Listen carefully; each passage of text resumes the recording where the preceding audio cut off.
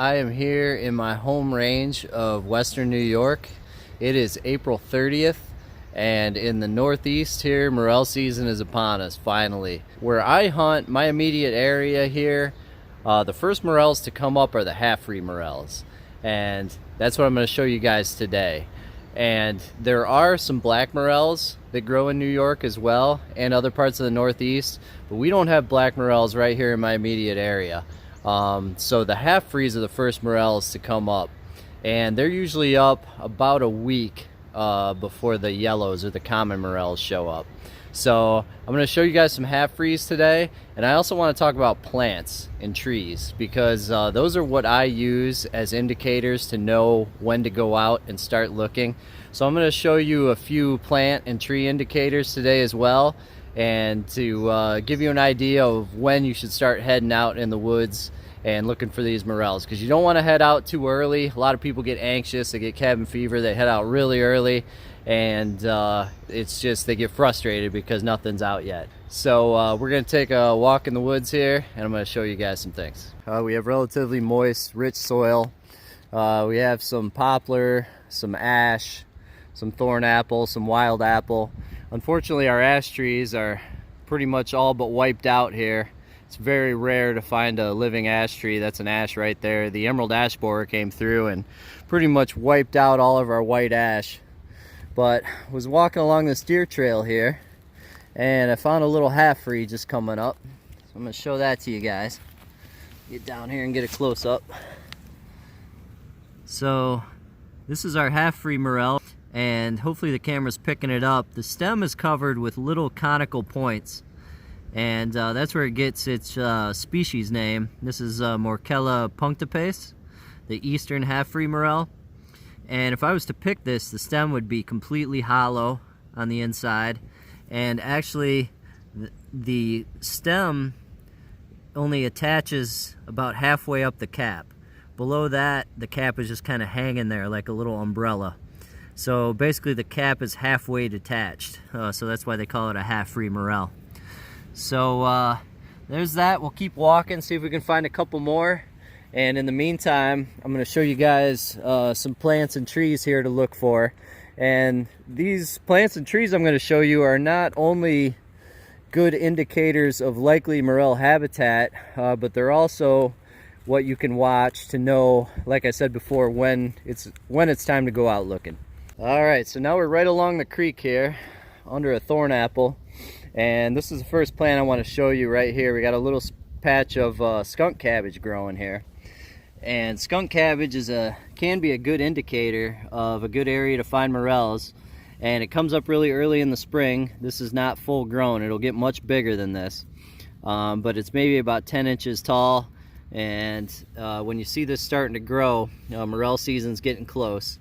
And this really likes moist ground, skunk cabbage, and if you see real dense patches of it, the ground is probably too moist for the mushrooms.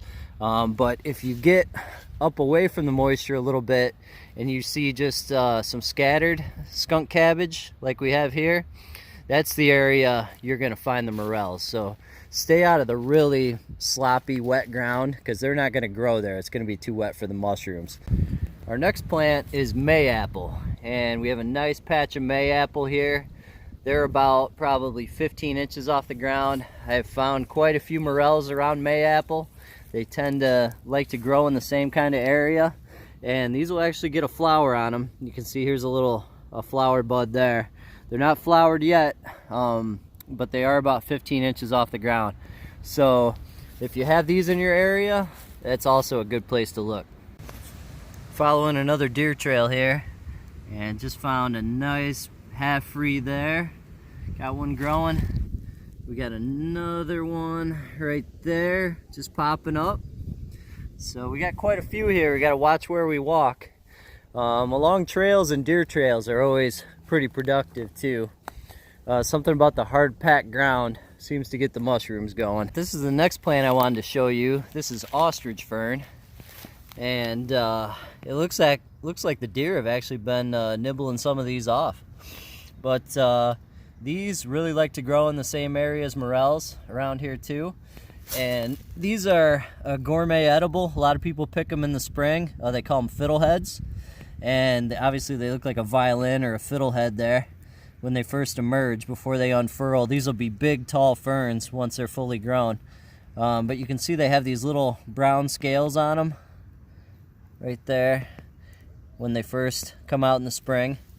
And that is ostrich fern. So right when you see the fronds starting to come up in that fiddlehead form, that's a good time to start looking. So last but definitely not least is the wild apple tree. So this is a wild apple tree that is being overgrown by some mixed hardwoods here, and these can be excellent places, some of my best areas to find morels in the springtime. And you can see they're leafed out here. This tree still has a good bit of life to it. Some of the ones that are out in the sun a little more are actually starting to blossom already. And so when the leaves first pop on the apple trees, that's usually when the early morels are up, like your blacks and your half-frees. And when you start to see blossoms, that usually means that the yellows and the commons are up. Again, I'm right along the edge of the trail here, and we got another half-free there. And let's see here. I know we have more here because I just saw a bunch of them. Yep, there's another one right there. And we have another one right there. So the half-frees are coming up big time here. We definitely get enough of them for dinner. Oh, here's another one. Another nice one growing right there. All right, so I was checking one more apple tree spot here on my way out of the woods, and here's my first yellow of the season right there. Nice yellow just popping up, and there'll be more coming. We got a bunch of rain yesterday, and looks like it's gonna be a good season. Last year kind of stunk. It got really dry and everything kind of shriveled up on us, so hopefully we stay wet and we'll get a nice morel season here. So stay tuned, follow the progression of the season, and give you guys a lot more tips on where to look. But that's pretty awesome. That's my first yellow of the year right there.